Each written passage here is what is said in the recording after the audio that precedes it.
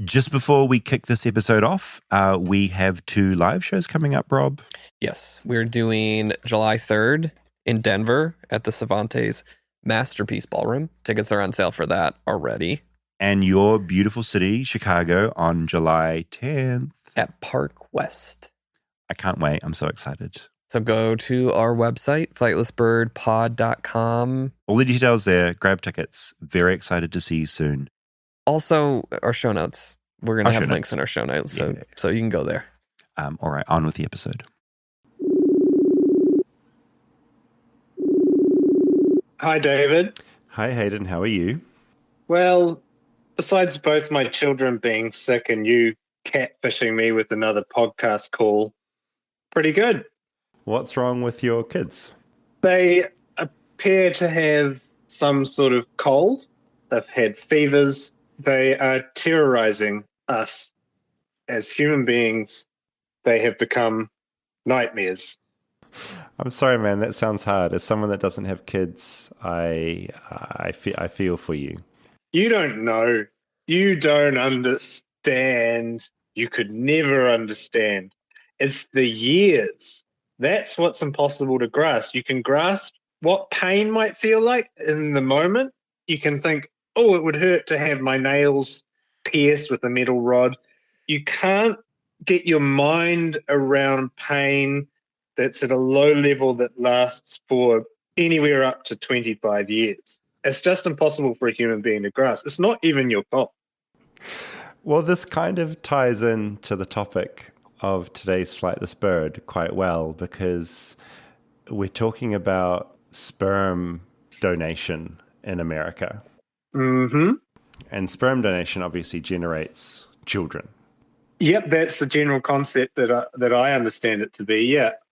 I'm wondering if you have any thoughts about sperm donation. I've never donated sperm, but in America it's kind of the Wild West. There's no big regulations or anything like that. Do you have any thoughts on donating your little swimmers? Look, I'm in favor of people giving their sperm out to the needy. If you need sperm, then that's all good. You should be able to access it. It's what you say, right? If it's the Wild West, that really feels like it opens it up to problems. Because from my work with you and from knowing you and just generally all my dealings with you, I guess, like, there are just a lot of perverts out there. There's just perverts and like freaks, weirdos that will take advantage of a sperm donation system to, I don't know, fulfill their weird sperm donation desires if they've got a sperm donation fetish. And I just think it's probably better if there are some sort of checks and balances, or that people generally know the person whose sperm they're taking on board. I don't know. That's my feeling. Like, it's not something I've considered a lot, obviously. No, and I like this. And just to be clear, when you talk about your dealings with me, you're not talking about me being the pervert, but more the kind of stories that I look into. No, I'm saying like all of it. There's a reason why you're looking into these stories, right? Wow. You think it's kind of a way of me subtly exploring my own disgusting behavior? What's the word for it? Projection, I think, is the word for it. Wow. You think all of my work, including Flightless Bird, is projection? Oh, wow. It's so weird that people are tickling other people in a basement. Better spend 5 years of my life looking into that. I'm not weird. Nothing wrong with me. It's just that I'm just devoting my life to the tickles. We're firing Hayden from this segment. I'm David Farrier, a New Zealander accidentally marooned in America, and I want to figure out what makes this country tick. Now, since I've been in America, I've been thinking a lot about sperm donation. Not a lot, but I've always found it fascinating by how it seems to be the Wild West here. There are barely any regulations about who can give sperm and how many children can be created from each batch. There are rough guidelines that say each donor can have a maximum of 25 kids per 850,000 square miles, I guess to stop any accidental inbreeding between half-siblings, but it's not enforced by law. I've heard stories that some donors have created well over 100 children, which seems like a lot of kids. So when I got an email from someone who'd recently discovered they were the product of some donated sperm and that they'd tracked down their biological father, I figured they'd be worth talking to. So get ready to come in a cup, because this is the sperm donation episode. Fellas, you know Degree Cool Rush deodorant, right? Well, last year they changed the formula, and guys were mad about it. One dude even started a petition. So guess what? Degree heard us, admitted they messed up, and brought the original Cool Rush scent back exactly how it was. And it's in Walmart, Target, and other stores now for under $4. So grab some and remember why its cool, crisp, and fresh scent made it the #1 men's antiperspirant for the last decade. Degree Cool Rush is back, and it smells like victory for all of us.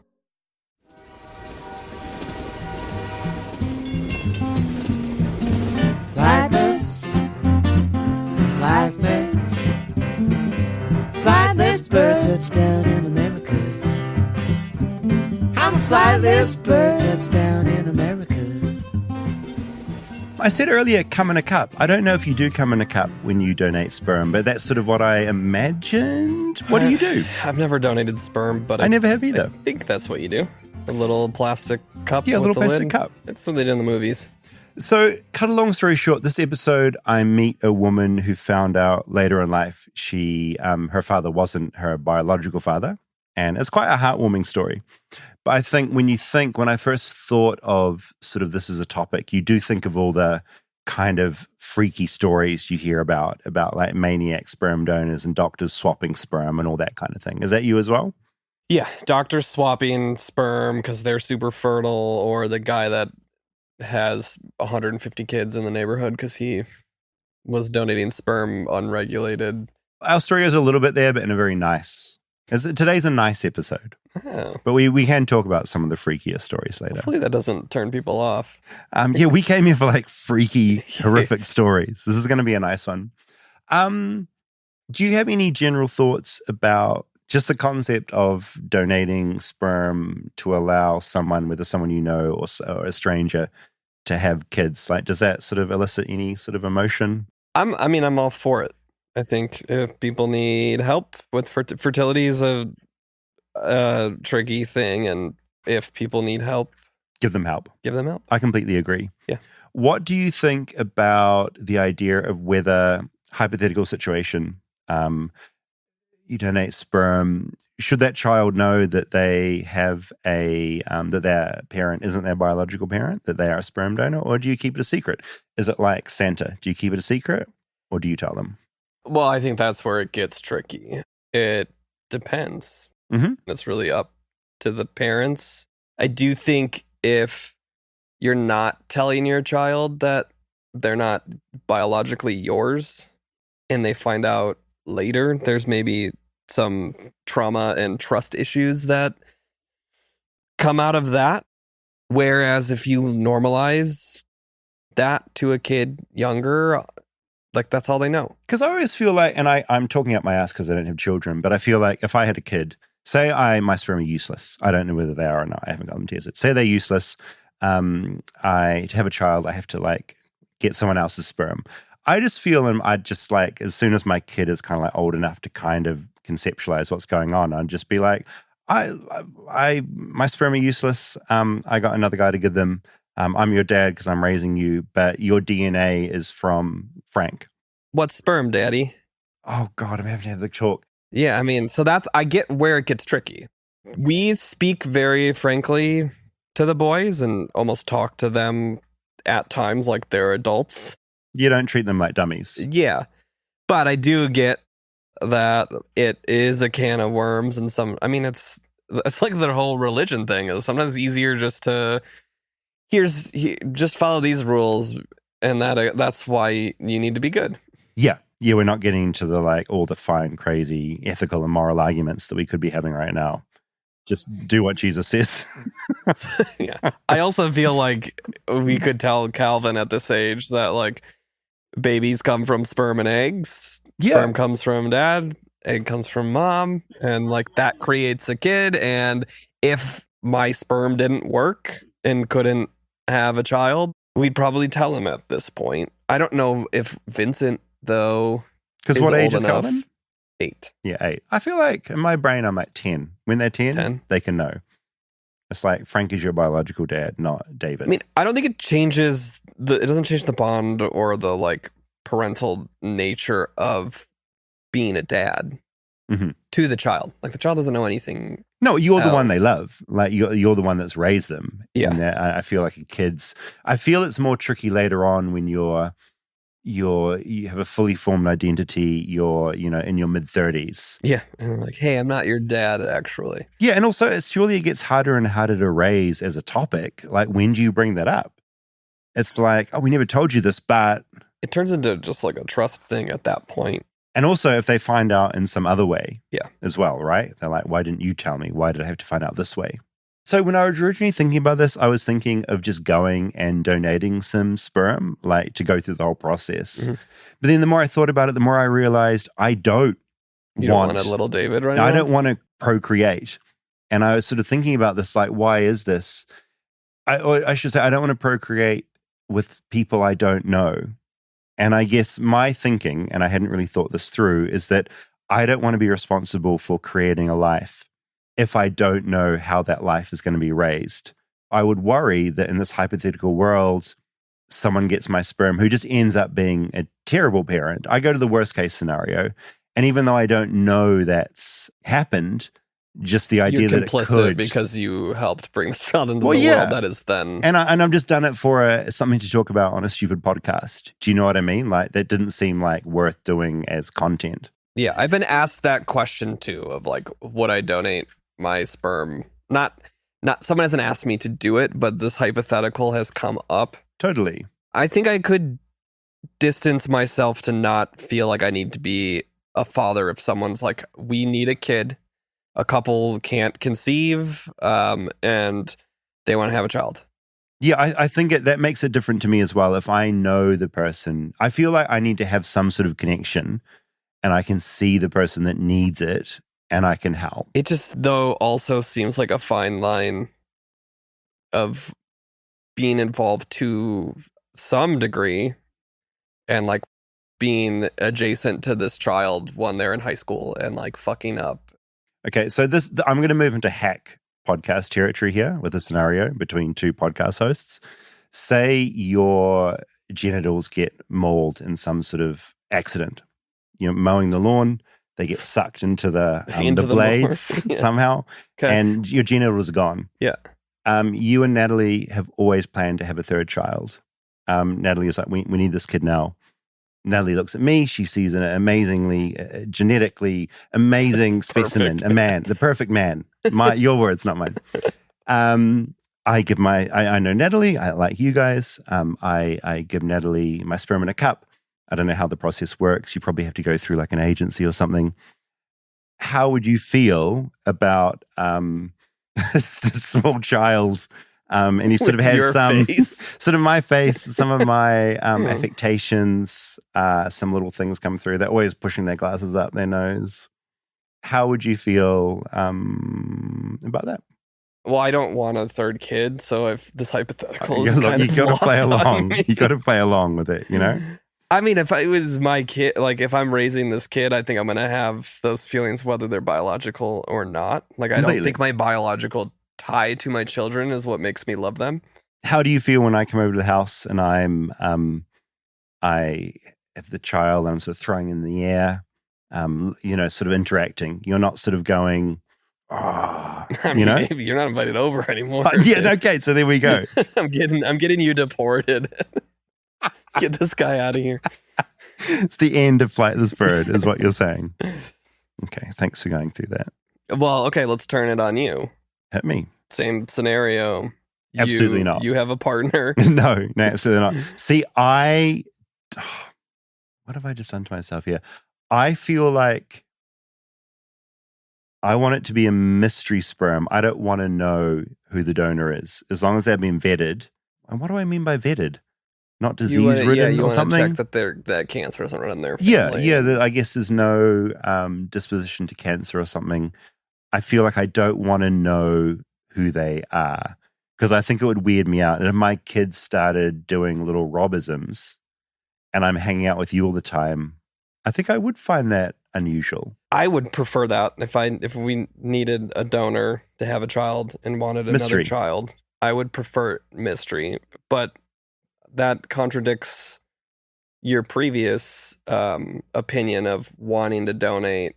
No, if I'm giving, I want to know that morally I'm doing the right thing. Mhm. If I'm getting sperm, then it needs to be a stranger. And you don't care about the stranger's morality. No, to don't know. care. Because Okay. I just hope that like they're not a terrible person, and if they are, I hope it's not carried in the genes like too much, and that it's all nurture over nature. Part of me would be, how much do you trust where you're getting The system. the system? Yeah. And that's where it gets really fascinating in America. I'm going to get into telling this story in a second from the doc, but just very quickly, I did reach out to some sperm clinics to take part. Just none of them got back to me. I thought one of them might, but just deathly silent. They'd already blocked your number Or you blocked from my previous. number. Already blocked my number. So if you are a sperm clinic or you have any great insight, please email us.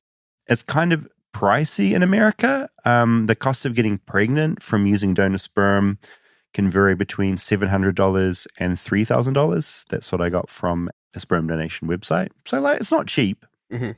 And that reminded me of an incredible doc I saw called Sperm World. I think it's on FX. And it was about the world of women who and men who desperately wanted a child, but it was too expensive. And so there's this whole kind of underground network of people meeting in Walnut parking lots and meeting someone, and they go off and masturbate in a bathroom at Walmart, come out with the sperm, and then they rush back to the hotel and, pop it in.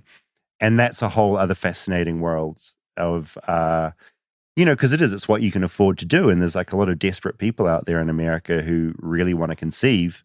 They can't afford to pay $2,000 to a clinic. And so they're meeting people on Facebook groups and on Reddit and stuff, which is just a wild thought. My sister was a surrogate for a family. No way. Yeah, she carried a baby. Wow, that's fascinating. I mean, surrogacy is probably a whole other topic, because that to me is so giving and amazing. Because then, giving sperm, like one of the easiest things a guy can do. Feels much less generous Oh, surrogacy is incredible. than the other. Like, I'd love side to of quiz your things. sister about that sometime. That's amazing. Stay tuned for more Flightless Bird. We'll be right back after a word from our sponsors. Support for Flightless Bird comes from Quince. Now, Father's Day gift giving is always pretty much the same story here in America. It seems to be socks, grill, tools, repeat. But you can do so much better, and that is where Quince comes in, because they make buying a thoughtful gift easy. Quince has all the pieces dads actually want to wear, like organic cotton silk polos, European linen beach shorts, and comfortable pants that work for everything from weekend hangouts to nice dinners. The best part about all this, everything with Quince is priced 50 to 80% less than what you'd find at similar brands. That's why I use them, and I'm not even a father. By working directly with top artisans and cutting out the middleman, Quince gives you the luxury pieces without the crazy markups. And they only work with factories that use safe, ethical, and responsible manufacturing practices and premium fabrics and finishes. Look, my personal recommendation at Quince, if you're shopping for your dad, they've got some really good tees, some really good sweaters, and they also have wonderful jeans. And hey, if they love swimming, they also have swimwear and so much more. So, for the dad who deserves better than basic, Quince has you covered. Go to quince.com/bird for free shipping on your order and 365-day returns. That's QUINCE.com/bird to get free shipping and 365-day returns. Quince.com/bird. Support for Flightless Bird comes from Aura Frames. Now, what do you get the man who already has everything or says that he doesn't need anything? Skip the ties and get your dad something he'll actually love, an Aura digital frame. And I'm speaking from experience. My dad loves his Aura frame. And this Father's Day, I'm going to update his existing Aura frame by sending through some fresh photos so he can see what I've been up to. Aura Frames was named the best digital photo frame by Wirecutter, and it's really easy to see why. There's unlimited storage, so you can add as many photos, videos, and funny, silly memes as you can find, if that's what your dad's into. and it's so simple to set up. You just plug in and share away. Yeah, so for the guy who swore he didn't need anything, let the Aura frame prove him completely wrong. And Aura has a great deal for Father's Day. For a limited time, listeners can save on the perfect gift by visiting auraframes.com to get $30 off on their best-selling Carver matte frame. That's what I got my dad. That's AURA frames.com, promo code BIRD. Support our show by mentioning us at checkout. Terms and conditions apply.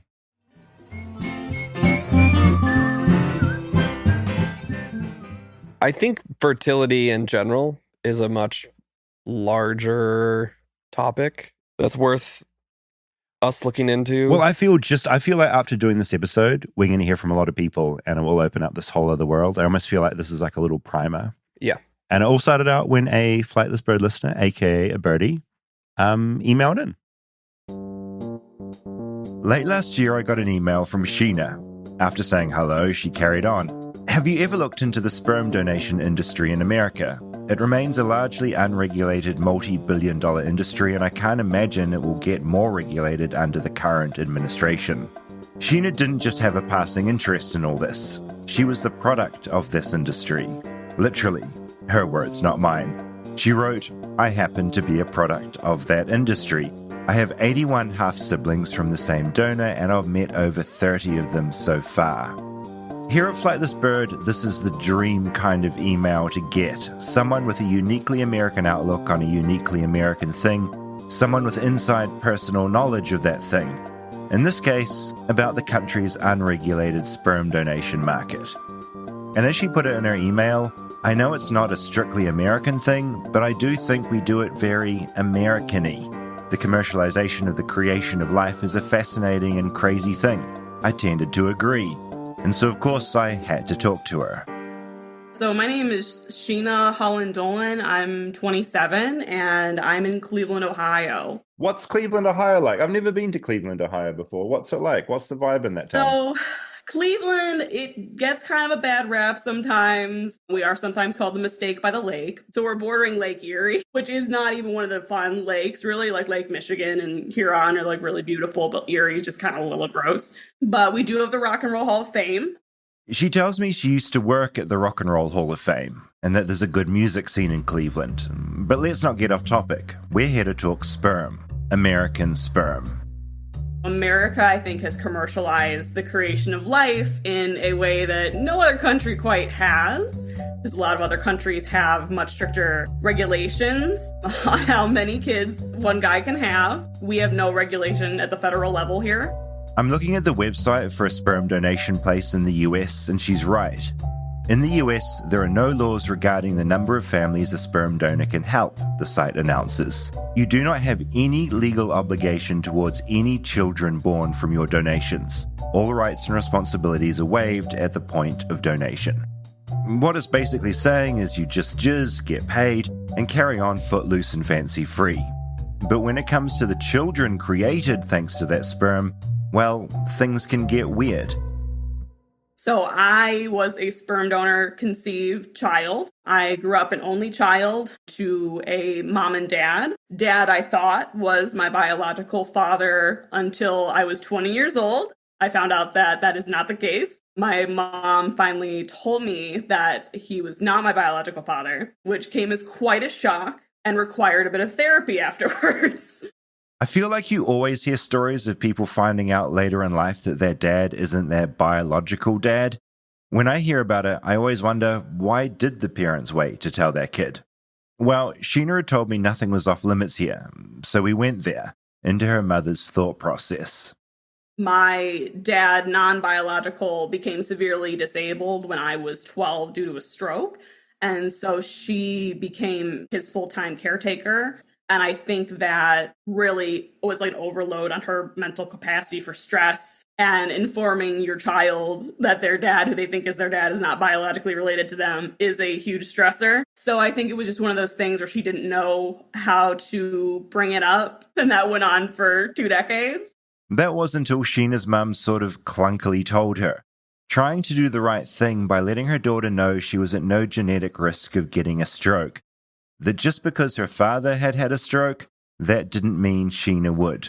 To me, it was a little bit out of the blue. She had been trying to figure out how to tell me and then just kind of went, well, here it is one day, because she was trying to encourage me that strokes and issues that he had were not a biological genetic link. She was trying to reassure me if I was concerned about that, basically. But for me, it was very out of the blue.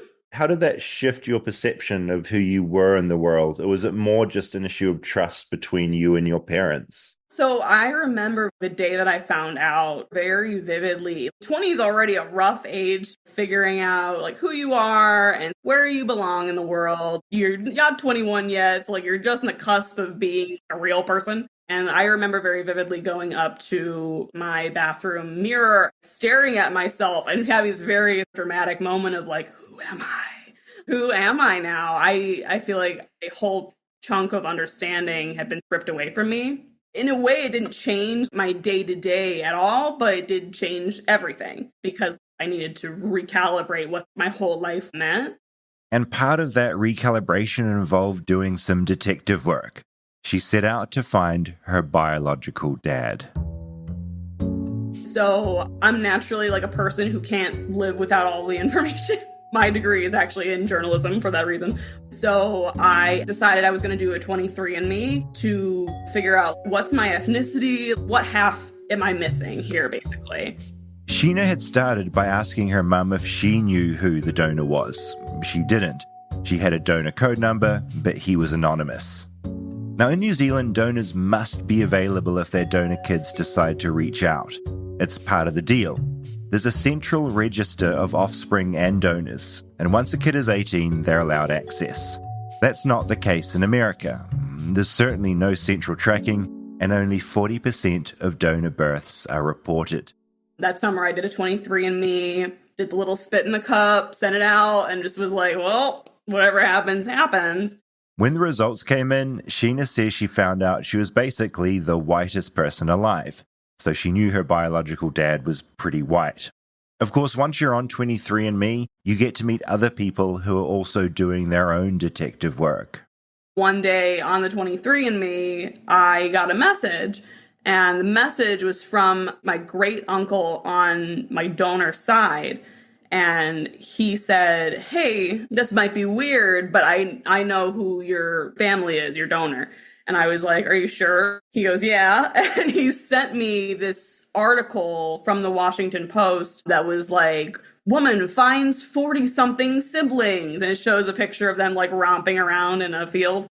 I pull the article up. I see siblings romping around in a field. The headline is from 2018, 44 siblings and counting. And I was like, there's no way that's real. That's not true. And he goes, yeah, it is. Her newly found great uncle connected her with the mum of a couple of other alleged half-siblings. And then they connected her with another half-sister, Kiani, whose name I recognized from the Washington Post piece.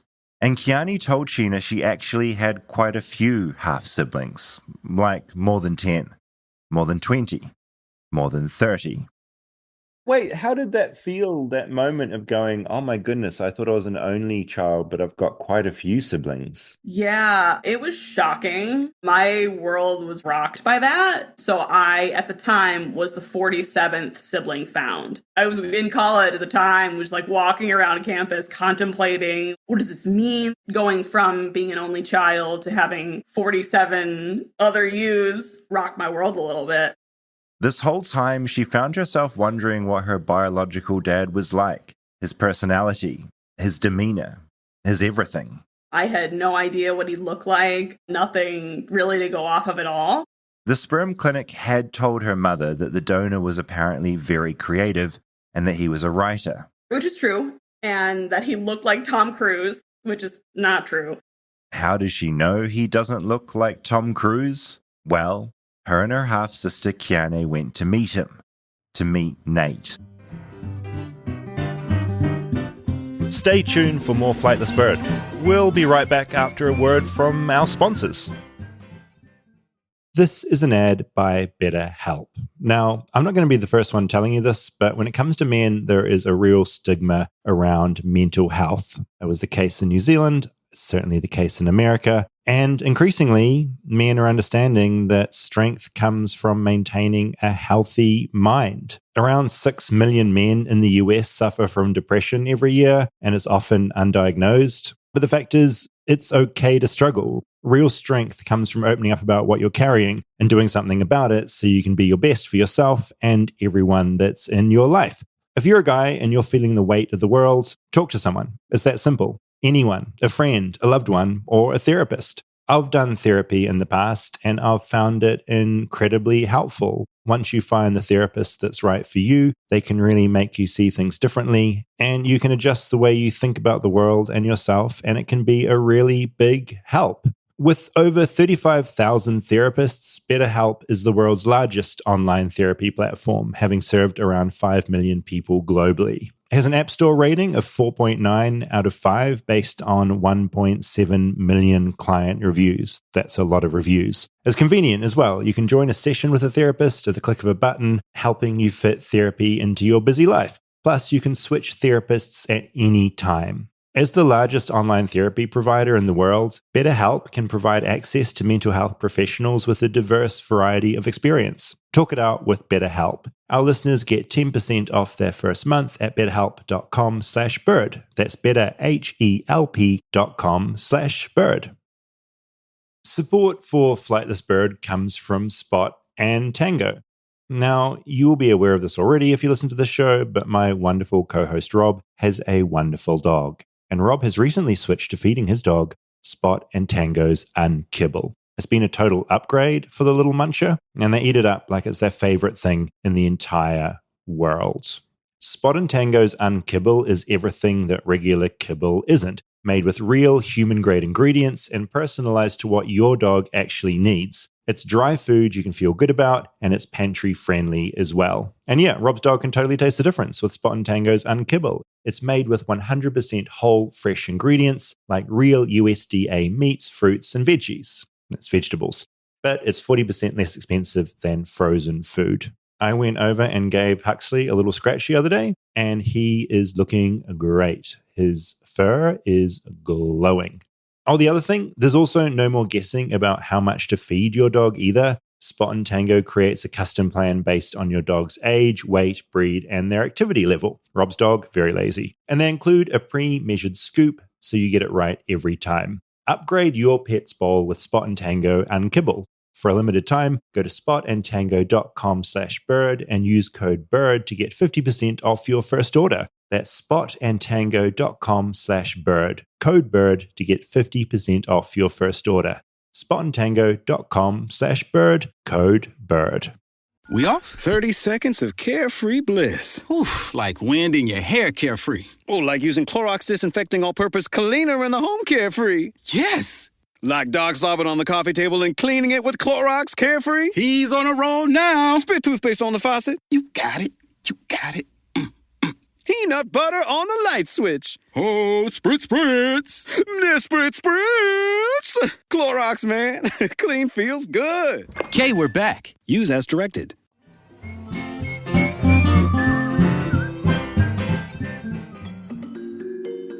mean, it's interesting, the ones that I have met. It's kind of like looking into an altered universe, how they've come up with their lives and where they've gone and what they're doing, and reflections of their parents and their locations. Like, what if that was me growing up in New Zealand or Britain or Canada or the Midwest? So it's almost like seeing reflections of yourself from different universes. Nate was in college at the time, stumbling across a little placard on campus announcing a need for sperm donors. He talked to a recruiter who said that in return for his sperm, they'd give him cash.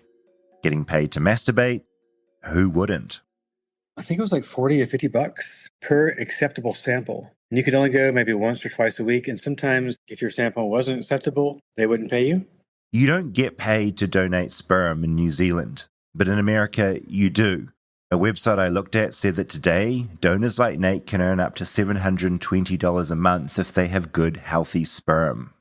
I'm 18 years old, so I'm obviously thinking, the world's at my feet here. I don't know what I'm going to be 20 or 30 years from now. And They sat down and obviously they talked about it. They said, well, this will be helping families and we'll also be using it. They kind of led me to believe also they'll be using it for other types of scientific cell regeneration or some kind of stem cell thing. I'm curious if you thought much about the future and whether, oh, hey, what would this look like if one of these children that had been created with my genetic material reached out to me? Yeah, like when I was 18, 19, I definitely was thinking the future a little bit. And obviously I was into like philosophy and science and nature versus nurture. So I thought it was a fascinating idea that I might meet one of my offspring one day. And so I signed it. And obviously at that age, the future's wide open and bright and anything can happen. So definitely open to pretty much everything. Well, one day that happened. Sheena's half-sister Kiani reached out to him. It had been like 20 years or 18 years. So yeah, I pretty much kind of forgot about it, honestly. Yeah, I've lived so many other lives since then. So many different adventures and all kind of things I'd gone through in my own personal life. Like, oh yeah, I did that. And here it comes back around. Nate had no idea how many kids had been created from his sperm. But as Kiani found more and more half-siblings, well, the number just kept going up. It was certainly more than Nate had ever imagined, and certainly more than the place he had donated had indicated. Well, I mean, they weren't quite honest with me. I mean, they told me that I would have 20 family units, then I would be retired. Obviously, that wasn't true. There's no rules here. It's kind of the Wild West. So it is more like about money, I guess, for them. I could still be having kids when I'm dead forever. I think about the number, then it's overwhelming for sure. Yeah, I don't have any mentors, nobody doing this ahead of me that I can ask questions to. It's kind of a figure it out as you go kind of thing. And my policy has been, if any of them want to come and approach me, I will meet them. I'm not going to reach out to them, but if they want to reach out to me, I'll make myself available. You know, some of them don't want to meet me, and that's fine. But yeah, it's an open door. Sheena still remembers meeting Nate like it was yesterday. I get the feeling it's because it was significant to her, obviously, but also just because it was so weird. He was freaked out too. Not to speak for him, but I think he would agree that it was shocking to him as well. What was that meeting like? Like, where did you meet? Do you kind of meet at a local Denny's, or how does that work? 4 siblings went to do this cabin trip in the backwoods of Georgia, where his family owned this really cute cabin. So we're in the backwoods of Georgia with this dude that I've never met before. There's no cell service. And I'm like, well, I guess if I die, I die. Like, this is just what's happening. But it was actually really, really cool. And so we hung out for that whole weekend. We got to go like river rafting. It was really amazing. And meeting him helped me understand a lot of things. I'm like, my music taste is your fault. She says they both really like folk music and some rock, and in her words, sort of niche hipster type of things. To date, as of now, I've met 33 of them out of 85. I think when I emailed you, I said 82. We found 3 more since the initial email that I sent to you. This is funny now because I'm realizing how little I understand about this. Is it an unusual situation for one donor to have so many kids? It's not as unique as maybe it should be in America. There are cases of people who have had over 150 siblings. So we're nowhere near like the biggest group. You're not too far behind. He didn't like go in an excessive amount of times to donate, to my understanding, but there was some families who wanted a second child by the same donor, and then the sperm bank opened him up again as a new donor, and that's why we have a crop of older kids, and then we have a crop of younger kids. I'm 27. As far as we know, I am the 3rd oldest out of all of them, and then they range down to 5 or 6 years old, and they're all over the world, which is crazy. Now is probably a good time to note that Nate's musings earlier about seeing reflections of himself and kids in Britain and Canada and New Zealand wasn't just riffing on nothing. He has kids all over the place. So we have some that are in New Zealand currently. I think we have 2. I think they were born in England, but they moved to New Zealand. A bunch in Canada. We have some in Australia as well. And then we're spread out over North America at this point. And you have the biggest, coolest chat thread of all time? Basically, yeah. So we do have like a private Facebook group for all the siblings. And then we have a big group chat with a bunch of the half sisters in it. So yeah, and we try to do yearly meetups of different sizes, and whoever can come can come. You've met all these new people now. What's your main takeaway from this whole experience and having this knowledge? Watching the impact of nature versus nurture is really fascinating. All these people that are my half siblings I've never met in my life, and a lot of us have similarities, temperament, humor. A whole bunch of them got really nice dimples that I got cheated out of. I didn't get the dimples, but a ton of them got those. Even our mannerisms are the same. I remember one time at a sibling group, I was standing next to one of my sisters, and my partner noted this, and he said that we both cocked our head the same way and put our hand on our hips like the exact same way. It was just like a weird mirror effect. So there are little things like that. I wanted to be a father. I think I would have been an amazing dad. And for whatever reason, that didn't work out. So now I'm seeing them. I didn't raise them. I wasn't part of their childhood. But now I guess I can be part of their adulthood if they choose to meet me. To be honest, meeting them, the strange part for me, I'm looking at them, looking at me, wondering what they're thinking. What are their expectations of me? Am I everything they expected me to be? You know, like, because I could be more, I could be less. I might be a pleasant surprise, or it could be disappointment.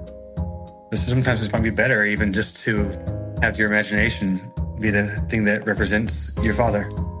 Some of your kids are going to have parents that they love. Others will be in a different situation. So you'll be so many different things to so many different kids. Yeah, for sure. And it's definitely made me look at myself a bit deeper. Like, who am I? Like, what am I doing with my life? Am I cool? I don't know. Look, I haven't talked to all his kids. That would be a full-time job. But I've talked to one of them. And she seems to think her biological dad is pretty cool. And he thinks the same about her. I think Sheena's great. She's a writer. And I really appreciate that. I'm a bit of a writer myself. So I feel like that's part of kind of who I am too. And I'd love to hear some of what she writes. And if I can help out with ideas or concepts, or I feel like if there's ways that I can help out, or how can I give my advice and all my worldly travels and things I've experienced, is it worth anything to them if they ask for it? So, trying to figure out if I'm, a source of inspiration to them in a way, or guidance. Because I've not had that. I didn't get married, didn't have any kids of my own. All of a sudden, I have more kids than I ever thought I would have. So, just a different way of looking at the world now. I come from a pretty large family, and I have 2 sisters and a brother, and they've all got kids. So I'm the crazy uncle. And my dad, he's a big bear of a guy. And, when I'm talking to him about this, or when I told him about this, he said, well, I don't know what it all means, Nate. I don't really know what you're talking about. But if somebody comes to my door and says they're my grandchild, I'm going to let them in. And I thought that's beautiful, man. That's awesome. Being connected to so many of these really fascinating and interesting individuals has been very cool. And I've gotten to go to places I would never have gone otherwise, take trips I wouldn't have taken otherwise. And so I've been able to meet 33 of them at this point. It's been really fascinating. We tend to have an instant connection whenever we meet each other. It's not as awkward as you might think. We are like, yeah, we're just here. We're all in this weird thing together. And I think that's pretty cool. So yeah, that was Sheena and Nate, who were originally, Sheena reached out to me and I interviewed her. And then I went to kind of put the story together, and it just felt like, not to be stereotypical, like half finished. I was like, I need Nate. And so she emailed him, and he took a little while to think about it, but he apparently listened to Focus on the Family. And look, I think he said, and I think I'm getting this right, he was in an early Focus on the Family, like, promotional video, like, as a bit actor. Anyway, so he listened to that episode, and he was like, yeah. When he also said Tickled changed his life. And Tickled changed my life and all that. Yeah, all of that. But no, and then he was like, yeah, I'll talk to you. And I think having both of them and seeing how they talked about each other was really neat. Yeah, it's so different from what I feel like you normally hear Well, I think most about of the the stories, situation. right, are like the freak stories. It's crazy. Just you didn't think that in 30 years there's going to be this technology and this fad where you're going to uncover all these long lost siblings. Completely. Yeah, I mean, he's a college kid seeing an ad and not picturing that everyone is going to be like finding each other on not just Facebook, but on a genetic matching site. Yeah, well, I mean, that's the other thing that I was thinking. The type of people that usually choose to donate sperm, stereotypically, I think it's like the college kid, someone that needs money, that's hard up for cash. Like, it's Totally. not Barack Obama and Matt Damon aren't going to the sperm bank and They might be.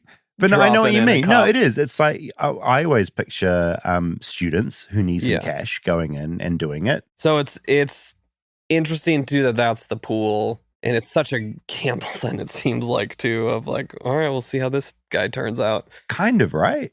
And it's also that thing is it's amazing, this idea that they had his sperm up for a while, but then because the family came back, Yeah. they basically unlocked the batch. So now there's this huge distance in years between these different half siblings. That's just such a trip. Yeah, science is pretty fucking wild.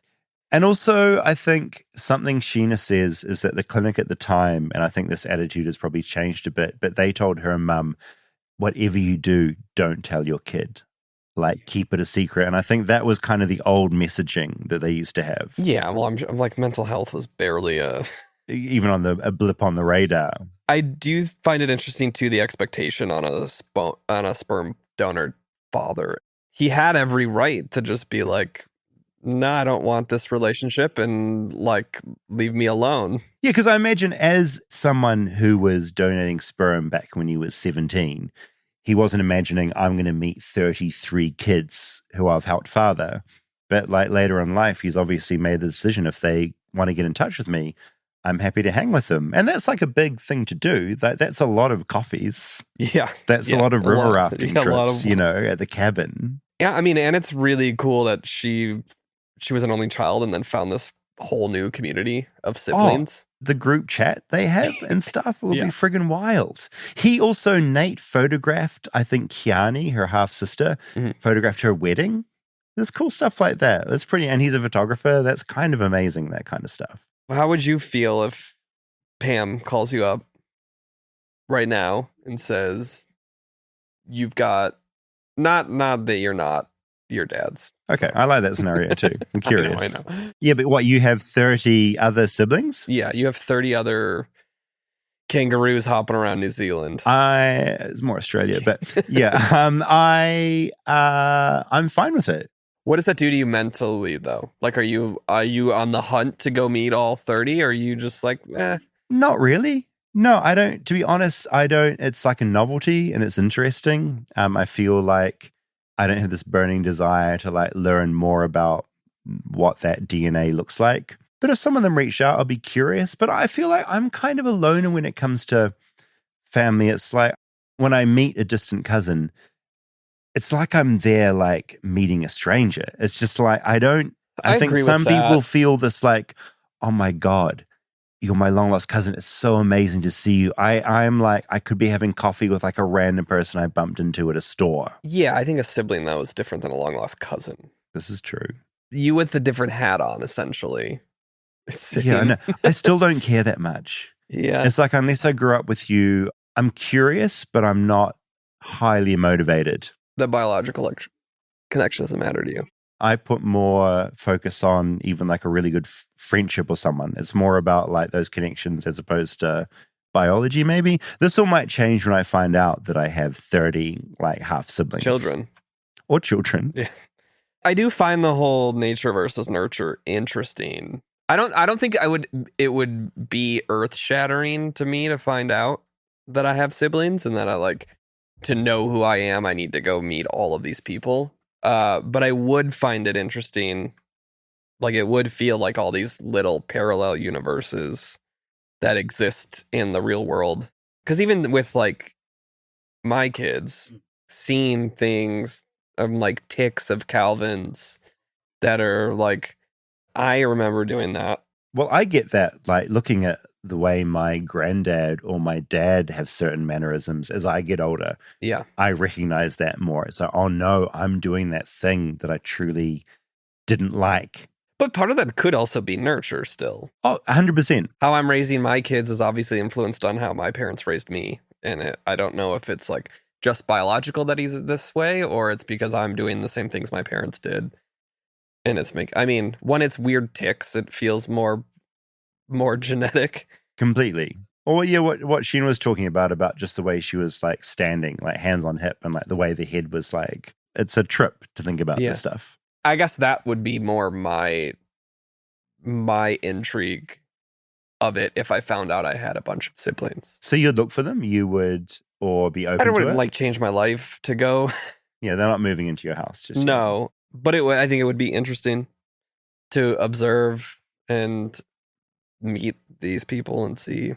Because we just had such a pleasant experience and a pleasant story, I think we should tick off some of the freaky ones. This is a piece from 2023. A sperm donor who fathered 550 children ordered to stop. Of course, not in America. Elsie wouldn't have been ordered to stop. It was in the Netherlands. A Dutchman suspected of fathering more than 550 children worldwide through sperm donations has been ordered to stop. Jonathan, age 41, was fined more than 100,000 euros. Yeah, and the sperm donor clinic has been ordered to annihilate his sperm. They've got pictures of him up. Yeah, never again. Do not accept sperm. Because I guess the risk as well is if you're generating too many kids, that those kids won't know and they'll go and hook up, and then you get some sort of some bad DNA situations going on. Yeah, I mean, I think that's Inbreeding. the main argument for a lot of this when people are concerned with having too many. Limit things a little bit. And then having to trust the system that is tracking appropriately, but it's not like there's a registration when you start dating someone. Exactly. And yeah, America, the database here is pretty much, it's not reliable. Well, and 23andMe is gone now. They filed for bankruptcy. I didn't know that. Yeah. Have they shut down? There was news that they were going to sell the company. So there was this movement. I deleted all my data from it. Oh, so you went on there? You're on 23andMe? You submitted? I was on 23andMe. Oh, did you find, holy hell, did you find anyone interesting? No. No. I'm sorry. Nothing. I didn't find any half siblings or anything. Okay, all right. But yeah, they recently filed for bankruptcy. Oh, I had no idea. I just assumed they were this hugely successful, giant money-making operation. No, and I think the fear, too, was that it was going to sell to someone that was going to then use all this data. Like a Facebook on crack. Like insane data on everyone. Also, everyone bailed and deleted their stuff. There was a push of hey, if you're on here, they're maybe selling, and you maybe shouldn't trust who it's going to go to. So you took all your stuff, you deleted your account. Yeah, there was a way to delete your data and be removed.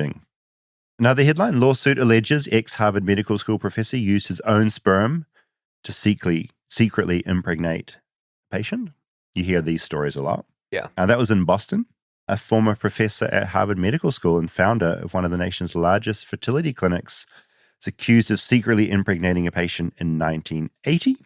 And of course, then there is the case of Donald Klein. I think there's a Netflix documentary about him, but he was an American doctor of gynecology, and he was convicted because between 1974 and 1987, he fathered over 90 children without disclosing himself as the donor to patients. So he did some sperm swappy. Yeah, and that's an interesting mentality. Gray area. It's pretty gray. I mean, it's pretty bad. Yeah, and I think that's where you get into these sort of stereotypical stories of the types of people donating sperm and this idea of fooling someone. And having to have a million offspring. Yeah, having these spawns to carry on your legacy. And yeah, Nate wasn't donating sperm as a college kid to be oh my God, I must have 80 children. Mm-hmm. That was a complete fluke and the decision of the clinic who didn't tell him they were going to do that. Well, yeah. And I mean, there's maybe people doing it that are oh, my sperm, I need to pass on my genetics because it's superior. And then, you start thinking about people like Elon Musk who have that kind of mentality where they are trying to spread their sperm as much as possible, not via donation, but just by having a lot of kids. What's the deal with him? And That's a big question. What's the deal with Musk? isn't there also something weird with Elon Musk's and asking people to take his sperm? I am just Googling this now, and okay, and there was some reporting out of the New York Times that claimed Elon offered to donate his sperm to Nicole Shanahan, a high-powered Silicon Valley attorney. So yeah, he's also putting a sperm out there. He's one of those people trying to just spread his genetics. Yeah. I mean, he's obsessed with living forever, right, himself. And I guess it's that whole idea of like legacy as well. And if he can't upload his brain to the internet through Neuralink, then hey, maybe having 50 kids will like be kind of like living forever. Yeah, or just compatible. I don't want to be in his brain. Imagine being in his brain. I mean, it'd be great having all that money. Actually, not really. But imagine having to like live in that head. Yeah. No, thank you. Okay, so Sheena and Nate, thank you for talking to me for this episode. You guys were great. We're getting a lot of feedback about the last Blockbuster. Apparently, you could rent game consoles from Blockbuster. I don't think my local one They didn't do it. did it. Right. Or my parents wouldn't let us. They didn't tell you about that. Yeah. Yeah. Well, I think it was like certainly much more expensive than renting a VHS or a DVD. But yeah, you could take a console home. I guess you could do that at Blockbuster. Apparently. Okay. Heard quite a few comments of people telling me I was wrong about that part. One good thing about having a podcast is when you do say something wrong, people will, and our listeners are actually like quite polite about it, which is nice. But yeah, you definitely learn along the way. A lot of people wrote in about a great podcast episode, which I just listened to. There's a podcast called Hyperfixed. And there was an episode called Parker's Obsession with This Movie, but she cannot find it anywhere. And basically every episode they solve a listener's problem. But it was about this idea that someone had seen a film in their youth and it was no longer anywhere to be found. And basically, the reason a lot of films disappear completely is basically over like a very boring, like they didn't license a song for long enough or something. And that's often why stuff gets pulled off a streaming service. And also with some films, they never even put on a disc. And so when they disappear, they disappear. But point being, if you really like a film, make sure you have a physical copy, because if the people making it didn't get the right rights, then it could all get pulled off because some song wasn't licensed for long enough. That's why you bought Armageddon. That's why I bought Armageddon. Big Aerosmith fan. Okay. I heard from Caleb, and I found this just a very small worldy kind of an email.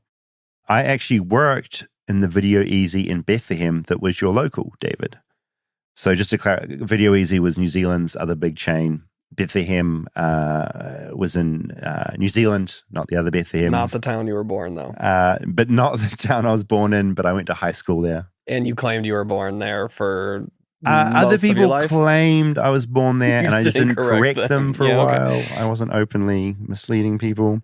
Anyway, and that's the Video Easy that I wanted to work in, but Julianne Moore took the job instead, which I've always been furious about. Julianne Moore? Not Julia Moore. Okay, so they said it was the best job I ever had, honestly. Better than my stint at the cinema in Mount Maunganui. The store provided a hub for community connection in many ways that doesn't really exist anymore. I remember the satisfying click of DVDs going back in the case and the quick snap of the locks that would slide to keep the cases locked away.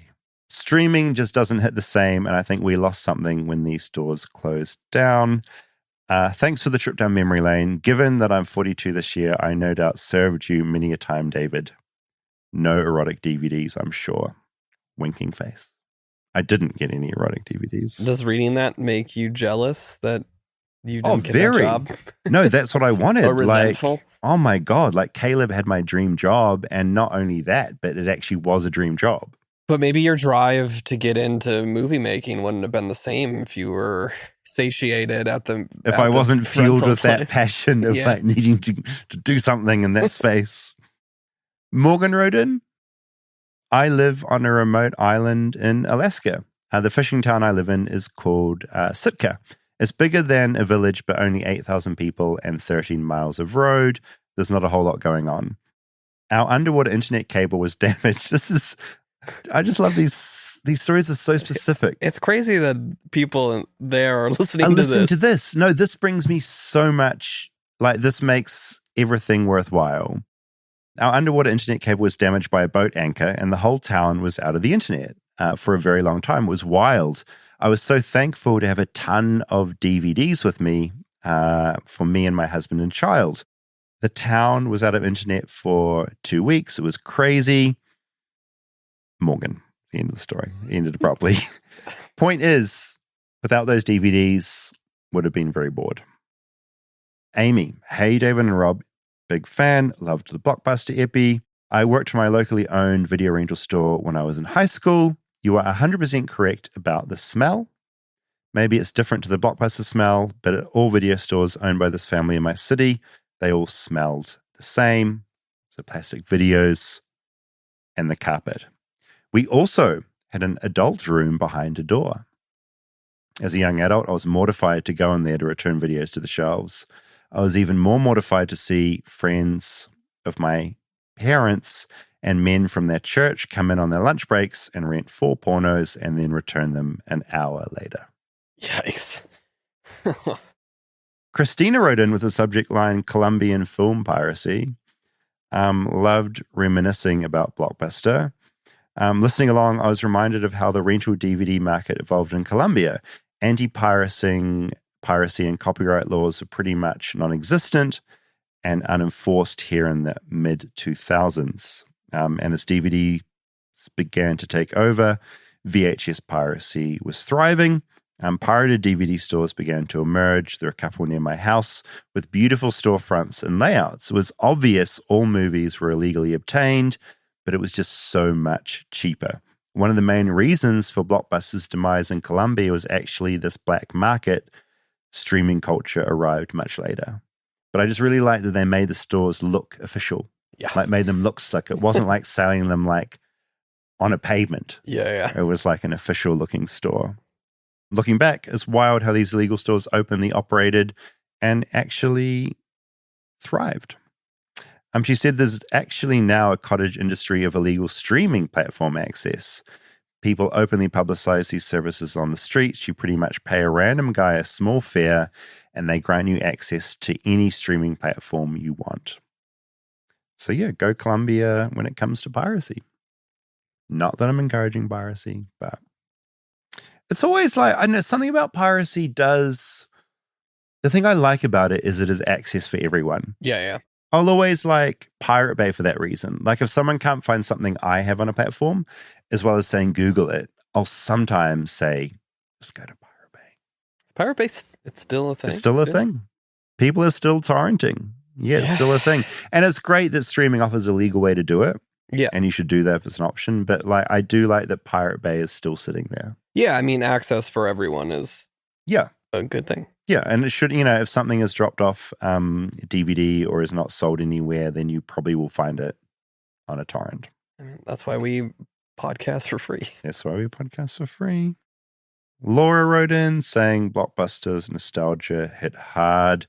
I had to write in, skipping DVDs was the worst. I remember at a church youth group event when I was 13, we watched Passion of the Christ. Have you watched that? I saw that in theaters. You know Mel Gibson's making a sequel now? Passion of the Christ Part 2? I'm not joking. What's he covering in this one? I'm deeply curious about it. I will say, Passion of the Christ is weirdly like an amazing film. Yeah, I really like that movie. Yeah, it was really full on. Yeah. Okay, so youth group watching Passion of the Christ. The DVD skips so bad all through the most brutal part of Jesus being beaten to a pulp. It was very awkward and scarring. Anyway, when playing DVDs or PlayStation 1 games, you could temporarily fix a scratched CD by rubbing toothpaste all over them and then wiping off gently. I do remember that trick. I didn't know about this. Yeah. She thinks it filled in some cracks and apparently it worked.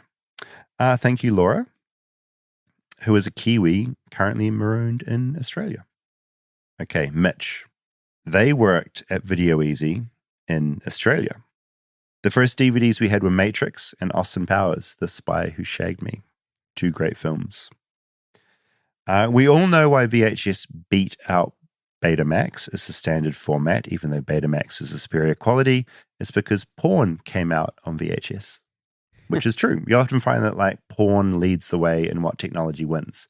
So if porn does well on a certain platform, it will be the platform that endures. I mean, I guess it's internet and streaming. Totally. On that note, one of the most enjoyable parts of working at the video shop was watching how different people dealt with hiring adult films. Cringeworthy situations that you can't look away from. My favorite porno customer would be the guy, it's always guys, never girls, who would grab a pile of any old weekly film to pile on top and hide the adult films at the bottom. Unfortunately for them, when you scan them, the top of the pile becomes the bottom, and the bottom ones ends up on the top for all to see. The weirdest one was this guy who came in late on most nights right before we'd close and pick one adult movie to rent. He'd then return it in the after hours return shoot. He'd come in the next night and do it all over again, never missed a beat, so to speak. One night, he'd made his selection and came up to me at the counter, and I scanned his card to see a message pop up on the counter, which read, in all caps, "Do not allow this man to hire adult films.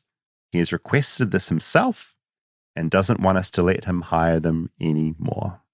Did you call it hiring them? Yeah. Not renting. Hiring. Yeah. You said hiring instead of renting? We would say renting as well, but it's not. So hiring is a term you just would never associate. No, I've never. Oh, that is an interesting thing. No, so we hire, you go and hire a car. I've heard hire a car. Hire a trailer. Hire a DVD. I hire a car if it's like hire a driver. So what does hire mean to you? Like you wouldn't hire an item? Hire is like an employee. You hire an employee, but yeah, not an item. Oh, that's wild. Yeah. So any Americans confused right now? Whenever I say hire, I mean renting. The word renting was not in your vernacular? Or we'd rarely say it. Yeah, I mean, I might be unique in this, but I'm pretty sure it was hiring. Yeah. And finally, I'm quite happy with this one. There was the feedback to emo just keeps coming in thick and fast. That was such a good episode, Rob. But Alexandria wrote in. She said, "Hey guys, I finished the emo music episode a couple of days ago and haven't been able to stop cringing since. It felt like the episode was made as some humiliation ritual for me. I love the episode, don't get me wrong, but in 2007, when I turned 18, I got my first tattoo and it was of a Spill Canvas lyric. Now at 35, I just had to recently Google the band name to remember where it came from. Past lives aside, the real reason for the cringe is because between the music talk and Rob talking about designing merch t-shirts, I kept reliving one of my most cringe-worthy moments. I went to a Dashboard Confessional show in 2007 and hung around after the show. Snuck through some gates and was able to meet frontman Chris. Any emo girl's dream man at the time. Except the only thing I said to him was, I wanted to buy a t-shirt, but I didn't like any of them. Will you have better t-shirts soon? She negged him. She basically negged him, which is amazing. It is funny what spills out of your mouth sometimes when you're trying to just say something normal. And you're trying to impress the person. Mortifying. I have actually thought about this moment probably monthly in the almost 2 decades since it happened. Also, I never did get a merch shirt, which to be fair, I did not deserve. Anyway, Alexandria, what happened? Shortly after you sent that email, Dashboard Confessional followed me on Instagram, and I just immediately screenshotted your email, and I sent it through to Dashboard Confessional, who replied, "Oh my God, that's amazing." Yeah, Chris emailed me after the episode too. So, Alex, Chris has seen your email.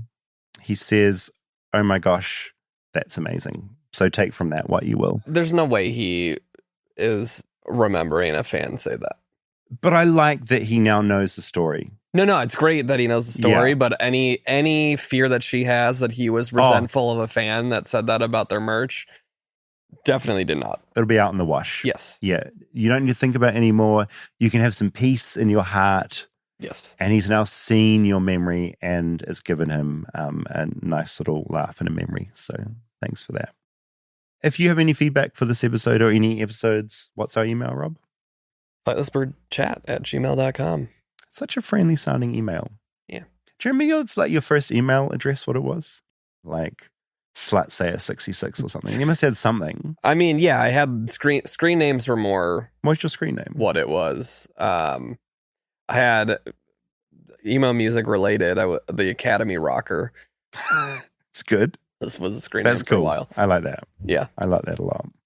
All right, we have good news We about do. another live show. We do. This time in my hometown, Chicago. A place that I've never been, and I'm deeply excited for you to give me a tour. Yeah, we're going to hopefully spend a few days before, but July 10th at Park West in If Chicago. you have any amazing ideas or insights for possible guests or things you want me to look into, flightlessbirdchat@gmail.com. Otherwise, yeah, keep an eye out for tickets because we will want you to come. All right, in relation to the recent news about the Pope being from Chicago, Yes, big news for you. Proud a day for you. we have to talk about Malort. You know about Malort? Vaguely, I've heard it mentioned. I feel it's something awful. No, John Oliver had it on his show. The same episode that he talked about Focus on the Family. Yes. Which is kind of incredible, and how awful it is, which is one of our older episodes. But no, it's a terrible drink that you have in your city. Yes. That's the gist? Yeah, so the lore of Malort, it's kind of a rite of passage in Chicago. Okay. Where it's kind of like a hazing, but everyone, I think, kind of likes it too. Right. And I don't know how apocryphal this story is, but my understanding of Malort, which we'll see how much I get corrected from it. Okay, you've got some. I Thank brought God. you a bottle. I no longer drink. I noticed that a lot of it is gone. I no longer drink, so this is just gonna be you partaking in this. But from what I've heard, this survived prohibition in Chicago. Because it was so bad that they assumed it was medicinal. Incredible lore. Yeah, whether that's true or not. Wait, can I smell it? Yeah, you should smell it now. Also, it says on the back, has the aroma and full-bodied flavor of an unusual botanical. It's Jepson's Malort. Like, they get it. Yeah, it's an official drink. It's like a branded. This is like one brand you can get of this thing. Or But it's just Jepson's Malort. They have it at bars. There's like our going away party in Chicago was at a Malort bar. It does take. It's like medicine. Yes, or like something that you use to like anesthetize. So it's a known thing. So wait, so let me get this straight. I feel like this is what you're at the bar at 1 a.m. You're about to go home or maybe go to another bar and someone there's like, get us around a Malort. And you're all sort of getting on one. Is that kind of the vibe? Like, I remember being back when the Cubs won the World Series. We were at a bar watching the game, and me and two of my friends walk up to the bar, and the bartender's like, I know what that look is. And he grabbed the Malort. You were did happy a or shot sad? with us. I mean, it was like a. I don't understand the sport reference. I don't know either. But like, maybe there was like a smirk or a. Okay. These guys aren't just going to order a beer. My first shot of Malort. So just to know, my dream drink is a creamy cocktail. I'm like a child, so like a Bailey's, very smooth, very sweet. Smells awful. It does smell awful. Yep. Legitimately. Fucking hell. Yeah, no, it's pretty awful. It goes down smooth though, right? Yeah, I'm not burning. Yeah. It goes down, but then it sticks in your throat. I'm trying to think of something to compare it to. It's my go-to is a mixture of body odor and bug spray. That's horrific. But yeah, it's not great. And that's become iconic because everyone's just like, this is sort of awful. I mean, I think it grows on you. Thanks, Rob. 35% 70 proof. Holy shit. Thank you for my first bit of Chicago. Is this going to like be a precursor to what my vibe in Chicago is going to be like? Just sort of like shock and terror? I hope. I mean, people do really like to drink in Chicago, so. Thank you so much. I'm curious, like if there are other like weird alcohols in America, let me know from your like weird little city. If you've got something, flightlessbirdchat@gmail.com. Thanks so much, Rob. I now feel A little more Chicago. awful. Bye.